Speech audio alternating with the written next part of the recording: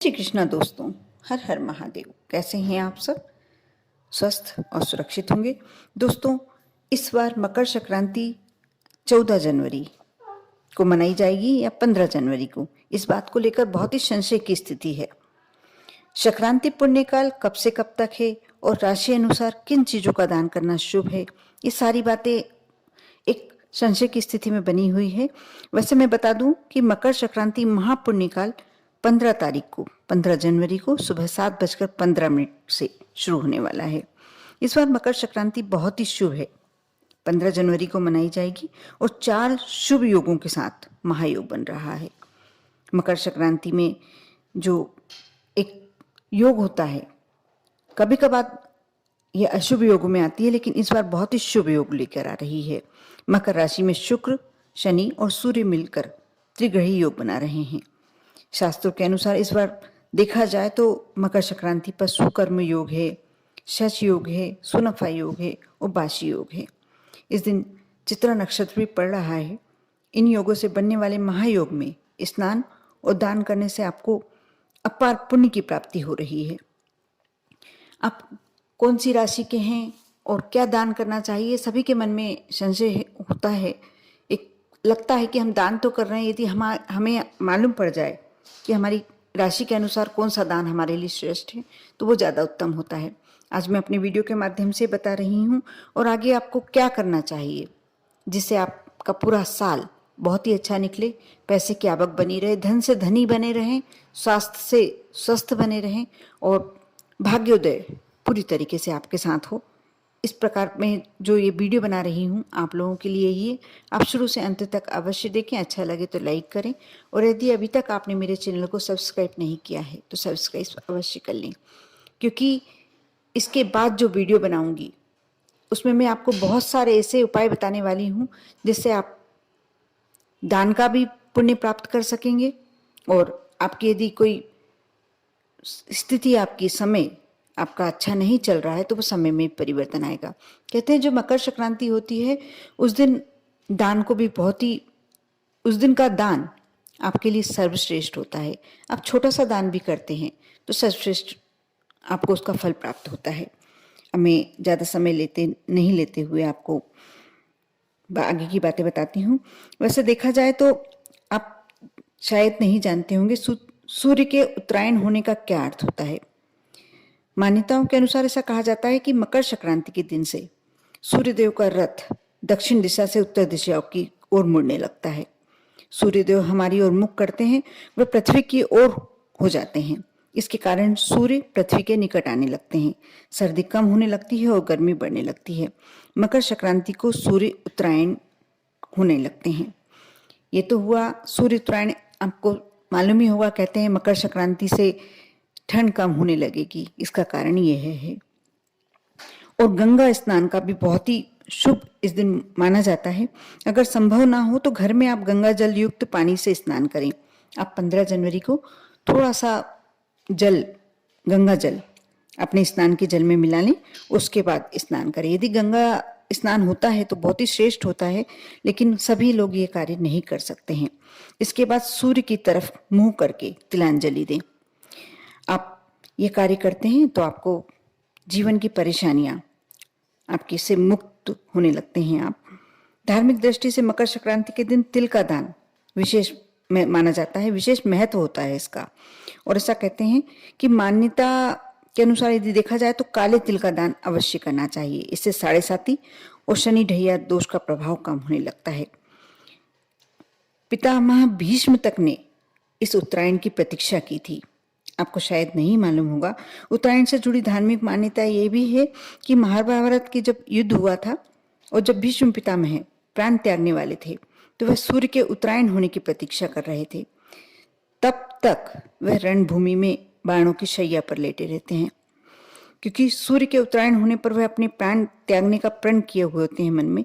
ऐसी मान्यता है कि इस उत्तरायण में जिनके प्राण निकलते हैं उनको मोक्ष की प्राप्ति होती है। इसीलिए पितामह भीष्म ने भी उत्तरायण की प्रतीक्षा की थी। मकर संक्रांति 2023 में कौन से स्नान दान के मुहूर्त श्रेष्ठ हैं वह मैं आपको स्क्रीन पे डाल दूंगी, आप देख लीजिएगा। और लगातार चल रहे हैं आप देखकर और उसके हिसाब से आप अपना स्नान दान पुण्यकाल देख सकते हैं। और मकर संक्रांति का जो पुण्यकाल है वैसे 15 जनवरी को सुबह 7:15 से शाम को 5:46 तक रहेगा। आप इस समय में कभी भी दान कर सकते हैं, कोई सा भी दान कर सकते हैं। इस बार 15 जनवरी 2023 रविवार को संक्रांति है। मकर संक्रांति के दिन खिचड़ी का दान अवश्य करना चाहिए। ऐसे करने से शनि दोष दूर होता है। और चावल में उड़द की काली दाल की खिचड़ी बनाकर गरीबों के बीच दान करना चाहिए।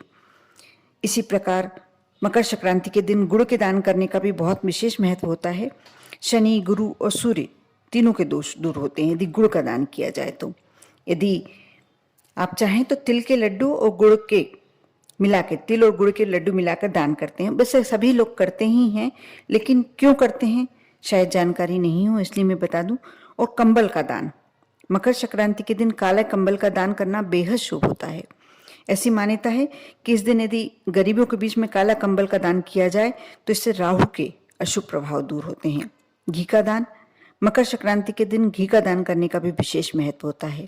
इस दिन यदि घी का दान किया जाए तो सूर्य और गुरु संबंधी दोष दूर होते हैं। ऐसे में इस दिन आपको देशी घी का दान अवश्य करना चाहिए। सबसे प्रमुख मकर संक्रांति के दिन भगवान सूर्य की पूजन अवश्य करना चाहिए। पवित्र जल नदियों में यदि आप पवित्र डुबकी लगाते हैं और वहां सूर्य को नमस्कार करते हैं और सूर्य को अर्घ्य देते हैं तो उसका एक विशेष फल आपके जीवन में प्राप्त होता है। इसके अलावा गर्म कपड़ों का दान और कंबलों का दान, तिल गुड़ की से बनी हुई मिठाई का दान, अनाज का दान, खिचड़ी का दान। आप कच्ची खिचड़ी चावल और दाल मिला लें। उड़द की दाल मिलाते हैं काली तो उसका ज़्यादा अच्छा रहता है। उसमें लड्डू रख लें तिल और गुड़ से बने हुए, उसका दान करें। उसमें सिक्के डालकर यदि दान करते हैं तो आपको पूरा साल भर आपका अच्छा निकलता है, समृद्धशाली होकर निकलता है। इसलिए आप यह कार्य अवश्य करें। अब मैं आपको मकर संक्रांति के दिन क्या उपाय किए जाने चाहिए वह बताती हूँ, जिससे आपके जीवन में एक सहजता, एक सरलता आ जाए। जैसे आप जल में पीले पुष्प, हल्दी, तिल मिलाकर सूर्यनारायण को अर्घ्य देते हैं और तिल और गुड़ का दान देते हैं तो आपको उच्च पद की प्राप्ति होती है। जल में सफेद चंदन, दुग्ध यानी दूध, श्वेत पुष्प, तिल डालकर सूर्य को अर्घ्य देते हैं तो बड़ी जवाबदारी मिलने और महत्वपूर्ण योजनाएं प्रारंभ होने के योग बनते हैं। यदि जल में तिल, दूर्वा और पुष्प मिलाकर सूर्य को अर्घ्य देते हैं, लाल पुष्प मिलाकर, और गाय को हरा चारा देते हैं, मूंग की दाल की खिचड़ी के दान देते हैं तो ऐश्वर्य की प्राप्ति होती है। जल में यदि दूध, चावल, तिल मिलाकर सूर्य को अर्घ्य देते हैं और चावल, मिश्री, तिल का दान करते हैं तो घर का कलह शांत होता है। घर में यदि लड़ाई झगड़े हो रहे हैं तो वह शांत होते हैं। जल में कुमकुम और रक्त पुष्प यानी लाल पुष्प और तिल डालकर सूर्य को अर्घ्य देते हैं। तिल, गुड़, गेहूं, सोने के दान करते हैं तो आपको काम में बड़ी उपलब्धि प्राप्त होती है। जल में तिल, दूर्वा, फूल, कोई सा भी पुष्प डालकर आप सूर्य को अर्घ्य देते हैं और मूंग की दाल की या उड़द की दाल की खिचड़ी, चावलों की दाल डालकर आप दान करते हैं, गाय को चारा देते हैं तो शुभ समाचार मिलने के योग बनते हैं। सफेद चंदन, दूध, ये सब करना ही चाहिए, डालना ही चाहिए। यदि ऐसा करते हैं तो आप व्यवसाय में बाहरी संबंधों से लाभ मिलता है।